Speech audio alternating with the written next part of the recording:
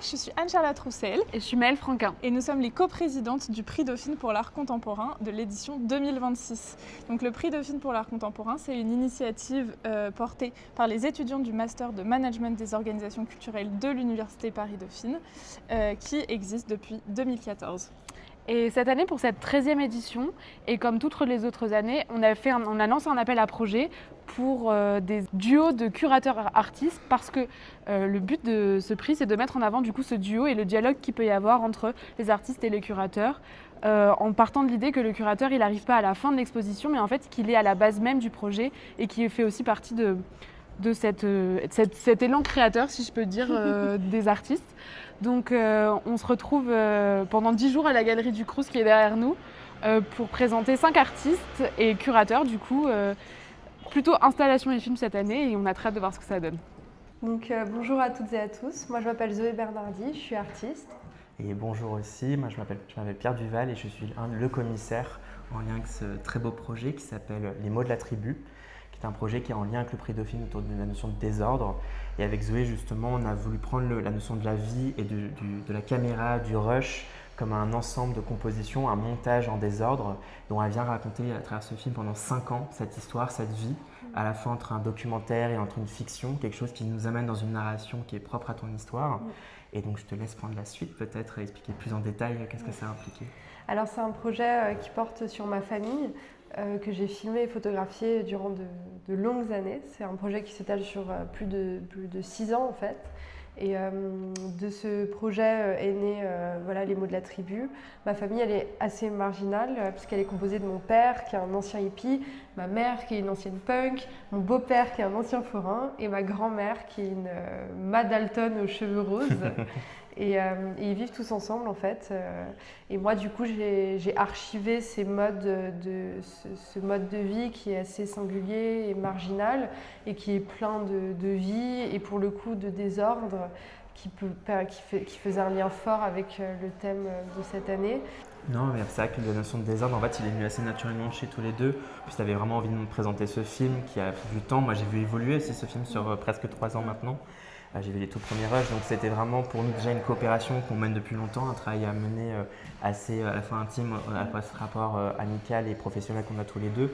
Et c'est vrai que c'est la 2e fois qu'on tente ensemble ce prix, donc il y avait vraiment une nécessité et vraiment un suivi qu'on a mené ensemble. Donc voilà, avec beaucoup de tendresse, beaucoup d'amour aussi et beaucoup de confiance l'un envers l'autre. Oui, l'amour c'est le thème, je pense, de ce projet et je pense qu'on a pris que ce projet prend le désordre un peu dans son axe politique, c'est-à-dire le désordre comme mode de vie, comme mode de résistance aussi, et on voulait visibiliser ça aussi, des équilibres qui font du chaos, un mode de vie quoi. À part entière. Voilà. Bonjour, je suis Mariana Faleri, je suis artiste. Et moi je m'appelle Eve Farache et donc je suis commissaire et c'est avec Mariana qu'on a proposé cette exposition qui s'appelle Néné autour du sujet du désordre pour le prix Dauphine. Donc Mariana, ça fait quelques années qu'on se connaît, qu'on est amis et donc on a proposé ce projet après avoir vu le travail évoluer et qui faisait beaucoup de sens au niveau de la question du désordre parce que c'est un travail qui prend sa source dans des endroits multiples et qui trouve sa forme ensuite dans des médiums aussi très différents, à différentes échelles, du fragment à l'installation, au tissage, et qui invite vraiment à naviguer dans l'espace, à regarder entre les détails, entre les fils, et donc qui fait beaucoup de sens au niveau de la réunion et qu'est-ce qui est généré par ce désordre. Donc le mot negne vient de l'italien cantilene et ça veut dire chansonnette. Et en fait, c'est des chansons que les tisserandes se transmettaient à leurs filles car elles ne pouvaient ni lire et écrire. Et tout ça est né d'une recherche que j'ai fait en Calabre, donc au sud de l'Italie, il y a quelques temps, pour essayer de retrouver ces chansons oubliées, qui finalement ne sont plus audibles. C'est comme ça que j'ai retrouvé les archives écrites, les annotations de leurs filles, que je suis venue tisser entre les divers jacquards ici à la Galerie du Crous. Et donc ça c'est un exemple d'une archive d'un anagnien. Dietro e mezzo avanti sei fili, fuori dietro e fuori avanti sei fili. Donc c'est des mots, des phrases rythmées de comment on insère les fils dans un métier à tisser. Et ce rythme-là, il se retrouve aussi dans d'autres pièces que j'ai tissées, où entre chaque fil différent, là il y a des fils de cuivre, là il y a des fils de métal, sont cachés ces chiffres, annotations, qui en vrai c'est des codes un peu secrets. Donc l'incapacité de retrouver ces chansons qui se sont perdues, qui ne sont plus audibles, se retrouve aussi dans cette volonté à travailler la porcelaine et travailler ces formes-là comme des cloches qui sont insonores et des navettes qui ne sont plus possibles à utiliser comme objet pour tisser.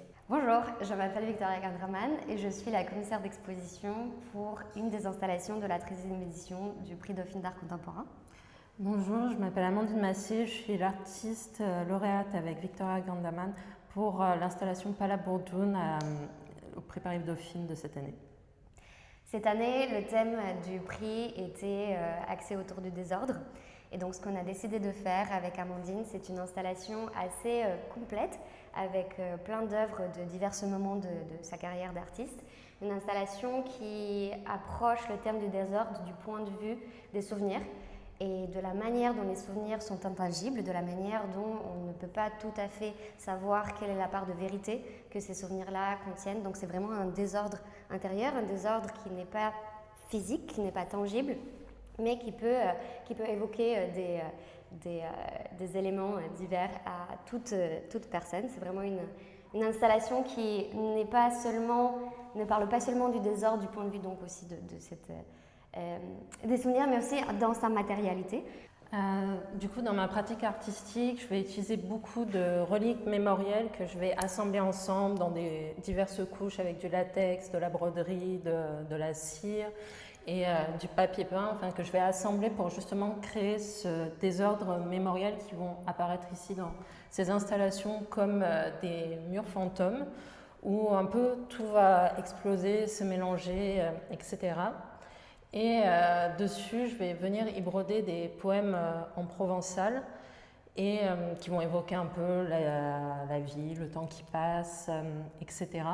L'ensemble de ces pièces vont être assemblées un peu comme des petites archipels, des petits îlots de tomettes autour desquels on va circuler un peu comme une rivière de mémoire, un peu comme des petites îles, et ça fait aussi référence à la ville de mon enfance qui était surnommée la Venise provençale. Bonjour, je m'appelle Salomé Faux, je suis commissaire d'exposition. Et moi je m'appelle Mehdi et je suis artiste.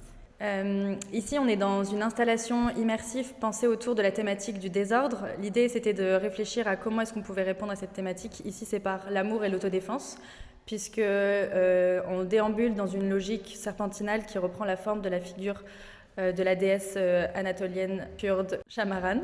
L'idée, c'était aussi de proposer une constellation et de reprendre la forme du Sagittaire qui représente l'hybridation, la transformation.